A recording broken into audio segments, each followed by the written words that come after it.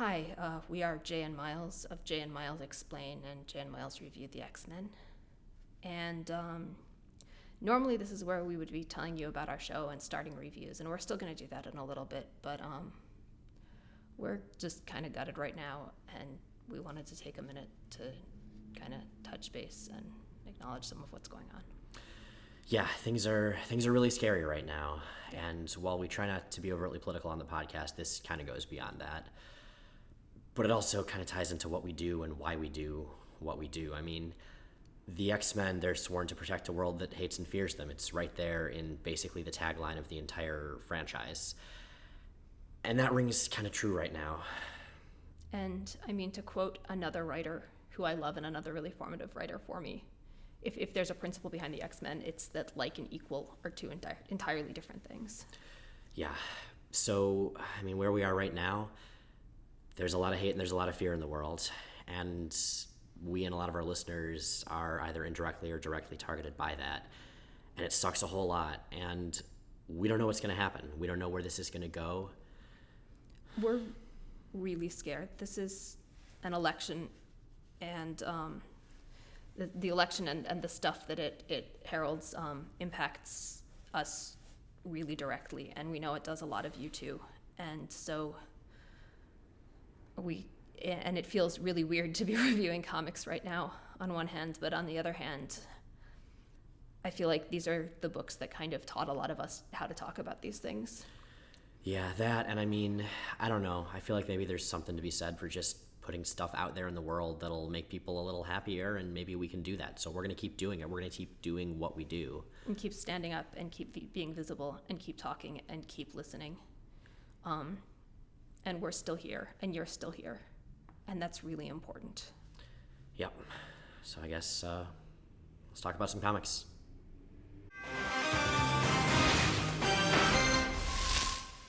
And now, as always, I'm J. Rachel Edidin. And I'm Miles Stokes. And we're the hosts of Jay and Miles Explain the X-Men, a weekly podcast in good times and bad, all about the ins, outs, and retcons of comics' greatest superhero soap opera. We're also the hosts of Jay and Miles Review the X-Men, which you're watching right now, where we talk about the X-books that come out each week. This week, we're looking at the books of November 9th, 2016. Just 2 books. Let's dive in. First up, we have Uncanny X-Men number 15, written by Cullen Bunn, with pencils by Greg Land and Ibrahim Robertson, inks by Jay Leiston and Wade Von Grawbadger, and colors by David Curiel and J. David Ramos. That is a large creative team. I think we saw a similarly large one recently in Death of X. That one was slightly larger. And in this one, the differences, at least between the two pencilers, are a little more pronounced. I think so. That being said, I do want to do a special shout-out to Wade Von Grawbadger, my second favorite name in X-Men comics, after Carmine de Giandomenico. As long as the name is really fun to say, I'm totally in favor of it. Who's your third? My third? I gotta think about that. I'm just gonna say Dick Warlock for now. I know he probably didn't do comics, but I'm sure he at least did some Dick doodles. Warlock is everywhere. He's everywhere. Yeah. He's everything. So, anyway, Uncanny X-Men number 15. So this is a nice little done-in-one standalone issue. It's sort of a character piece about Psylocke. And given that, very recently in Uncanny X-Men, she basically gave Magneto the middle finger, told him she was quitting, and went to do her own thing, I think that's a good direction to take the book, especially for a standalone issue like this one. Now, Cullen Bunn is a writer. We first became aware of him in his Magneto ongoing, at least as an X-writer.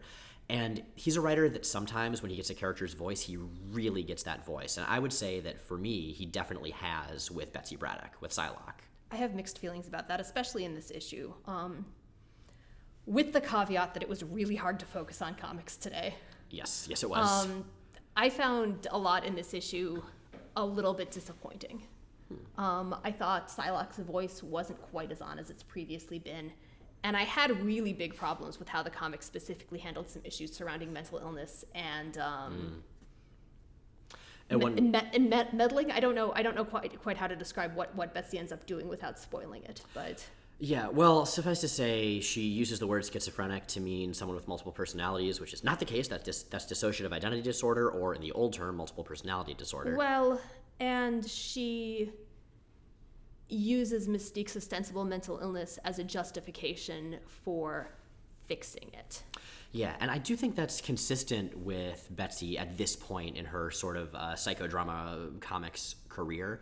I mean, this is a character who's been walking the line between I guess hero and anti-hero is the way I would put it, for a very long time, honestly, since incredibly early in her career. That's true. When she joined the X-Men. And so seeing her do the wrong thing for the right reason, or occasionally the right thing for the wrong reason, I think that's consistent with Betsy. Like, she's a killer, she's also a compassionate leader and healer.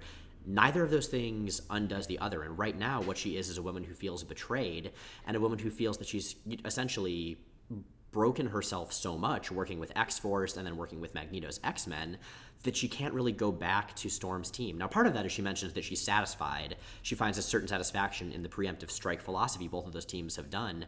But I also have to kind of wonder whether she's a little bit almost ashamed of having gone so far away from what the X-Men generally, late 80s aside, tend to represent in terms of nonviolence, in terms of, innocent until presumed guilty for villains. That she then I don't know. I have more trouble with what she does than I do with the preemptive strike thing in this. But I kind of want to talk about the art because, man, this is sort of one of those almost issues where bringing in the second penciler makes a really substantial and really positive difference, and where the colors are just spot on. Oh, the colors are great in this book, yeah, and we'll get to that a little bit later with some more when we talk about panels. But yeah, one thing I thought worked well. So we have Greg Land, and we have, who is the other penciler? Ibrahim Roberson. Mm-hmm. And their styles are different. I mean, Land we're very familiar with, Roberson was much less familiar with. But I gotta say, I don't know if it's that Roberson is good at matching Land's style without aping it, or if it's just that the team of inkers was good at having a sort of unifying look. It's less distracting than it could have been. Yeah, Roberson's got a light hand, but also has actual facial expressions. Yeah, and body language, it's really neat. Roberson's art's pretty good. Yeah. And you can definitely tell like which characters are done by which, or at least I thought I could. Obviously, they're not individually signed. Well, there are two fairly distinct styles. Yeah. They blend fairly well, but yeah, they're identifiable, I think. But yeah, for me, I don't know, this issue, whether or not, you agree with me or Jay as far as whether it succeeds or fails voice-wise, it does something I like to see in X-Men, which is when a character goes through a really intense thing, like Psylocke quitting the team and her reasons for doing so, it focuses on the personal consequences of that, both in terms of psychology and in terms of action. I think this one does it really well. I'm glad this issue happened. And whatever happens with Psylocke next, we're going to know her a little bit better, know her motivations a little bit better, which I very much appreciate. Next up, we have All New X-Men number 15, written by Dennis Hopeless, with pencils by Mark Bagley, inks by Andrew Hennessy, and colors by Nolan Woodard. Last issue, we saw Cyclops having a semi-solo adventure. This issue, we see at least the ramifications of that continue as eldritch abominations awaken, both within and without the Airstream trailer that the all-new X-Men are currently living in. Mm-hmm. And I do enjoy that we have those eldritch repercussions occur to all three groups of X-Men that we've seen in the last few issues, to Warren and Laura, to Scott and Hank, and then to the other members, since they were sort of divided into various groups. Yeah, this is the point where the team gets back together. Mm-hmm. And it gets back together really effectively, really well, and really organically. In particular, and we've talked before, I think, about Hopeless's take on Beast in this series. I really, really like the way he's written here. We've watched him struggle with his sense of helplessness, with his sense of time displacement. What we haven't really seen is something that's mostly been the focus for Cyclops and for Genesis, which is Beast struggling with the ramifications of who he's going to become. He confronted that very briefly and very directly at the very beginning of the last series when the original Beast came back to get him, big and blue and furry and all of that stuff, and then immediately proceeded to mutate yet further. But here he's forced to take a closer look at sort of the philosophical and personal ramifications, the less obvious transformations that his older self has become, and how he wants to navigate the possibility of becoming that and the lessons learned from it. And I really enjoy him contrasted with Cyclops specifically here, because, they're both characters that did some dark things in their older versions that they've, been brought to the future to witness. And I enjoy the fact that Scott isn't doing that at all, that Scott is this passionate, emotional in many ways, driven character that isn't willing to make the compromises that the older Scott Summers did because he felt they were necessary. Well, he's kind of gone through that arc already, mm-hmm. and faced down those demons already. And also, he's a character who I think whose nature changes substantially more when you take him as a teenager and take him out of the X-Men. Yeah. Because, with the older Cyclops, you're looking at someone who literally, basically, Xavier raised, and who grew up in a paramilitary group. And with this Cyclops, and who grew up with really basically forced into a position of authority and executive decision-making way, way, way younger than he should have been. With this Cyclops, you get one who was pulled out of that context and thrown into, horrible stuff, but horrible stuff with the understanding that he was a kid.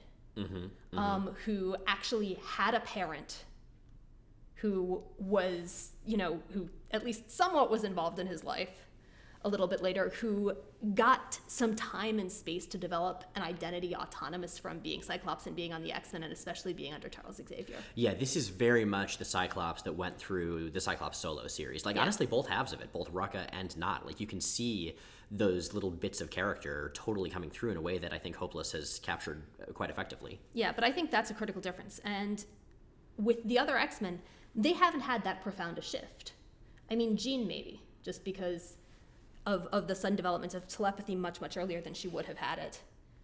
And other factors. But yeah, the other three, for the other three, being transposed to the present wasn't quite as profound an upheaval of self in quite the same ways. I'm not saying they didn't go through a lot, but yeah. Right. I mean, there are flaming wings, there's Iceman coming out. There are other things, but yeah, I would agree. Yeah.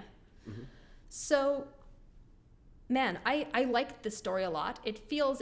I mean, it's a story that's about getting the band back together, and it's a story about bringing in the new villain, yes, Madeline Pryor, and specifically Madeline Pryor, as far as I can tell, of the Inferno miniseries from Secret Wars. Right, and I really like this Madeline because in the comic, you have Madeline who's essentially a saint, Madeline who's losing it, being, psychologically tortured by realizing what she's been made to become, and then Madeline who's purely vindictive and evil and just hates everything. And this is Madeline who, yes, is vindictive and evil, but she's having a great time being vindictive and evil. Yeah, this Madeline's theme song is, Eartha Kitt, I Want to Be Bad. Yeah, and it's great, and she's fun, and I gotta say, I miss Madeline Pryor. She's been brought back many, many times, and I usually don't like the way she's handled, and this time I do. I like seeing what happens to Madeline Pryor when she wins. Because the Madeline who we've seen in the comics from very early on has been colored by loss after loss after loss after loss, and this is a Madeline fresh from a really, really substantial victory. So, yeah, she's changed in interesting ways. Also, I want to point out a very important change, something we've seen in no previous iteration of the character. This Madeline Pryor has pants. Oh, yes. That's a big deal. It's a really big deal. Hooray for Maddie Pants. Right? That's her new pet name, by the way. Oh, man. The art is lovely. The demons... Bagley has a lot of fun with the demons, which I really appreciate. I enjoy when Wolverine just gets launched and just flies through a demon eyeball and just comes out all covered in purple ichor. That's pretty good. And the dialogue is good and fun, too. It's snarky and pattery in ways that you really only get when you have fight scenes that you're pretty sure the characters are going to win. But there are a couple of rapports that I really like seeing and don't see a ton of, and Scott and Hank are definitely one of those sets. Yeah. They are good at battle banter. Yeah, I don't know what the future of this series is going to be in the big X-Men relaunch, but between the X-Men Blue and the X-Men Gold teasers, the X-Men Blue teaser had a lot of the original 5 in it, so if we can have a successor to this book, ideally with the exact same creative team, that would make me really, really happy. Also, I suddenly care about the Inhumans. I never did before, and I never really got the point of them. But then Iceman described them as, what was it, sharply dressed people who live on the moon? Sharply dressed weirdos who live on the moon. Even better, sharply dressed weirdos who live on the moon. And as we all know, that is basically my life goal. That is what I'm shooting for. So yeah, I have a new level of respect for and interest in the Inhumans, given that description. Jay Edidin, 2/3 of an Inhuman, now we just need a moon. I'm already Pirate King of the Moon, you know that, right? 3/3. Congratulations, Pirate I don't King. live there yet. I'm an absentee Pirate King. Oh, okay. I'm still working on the details. But it's there. It's official. So those are our books for this week. Jay, what's our favorite? Our pick of the week is All New X-Men number 15. Big silly demons, really nice banter, great dialogue, and sharp-dressed weirdos on the moon. Yes. What's our panel? Our panel is from Uncanny X-Men, actually. It's this panel right here of Psylocke going through town, going toward her next target. And I really enjoy it structurally, and I enjoy the way colors are used. I like the fact that the colors behind her are a little washed out, more so as they get closer to the figure. I like the fact that Psylocke's person, the figure itself, is extending out of the panel, walking out of it. Basically, it's a nice metaphor for the separation that she's feeling both from her old team and her old team and kind of the rest of the world. It really sets her alone in a way this issue highlights. And I really enjoy it when art not only works well to tell the story, but works well to tell the more subtle, nuanced elements of the story. And this panel does that. That's what we have for now. Thanks for watching. If you like what you've seen here, but would vastly prefer it without our faces, check out our podcast, Jay and Miles Explain the X-Men. New episodes go up every Sunday at explainthexmen.com, also on iTunes and Stitcher. And boy, have we ever got something for you this week. Indeed we do. This next episode is going to be one we recorded last weekend in Las Vegas at Vegas Valley Comic Book Festival. We cover the old X-Men annual from 1980, Nightcrawler's Inferno. And we've also got a very, very special appearance from one of our favorite people in comics, this episode's musical guest, the one and only Scott Koblish. Indeed. That podcast, these video reviews, and everything at explainthexmen.com are brought to you by our Patreon subscribers. We are an entirely listener-supported podcast. Those are the folks who let us stay on the air and let us stay ad-free. And if you want to join their august ranks, you can do that at the link either above or below this video, depending on where you're watching it. Yes. In the meantime, we will see you next week, and take care of yourselves, take care of each other, and remember, we're all in this together.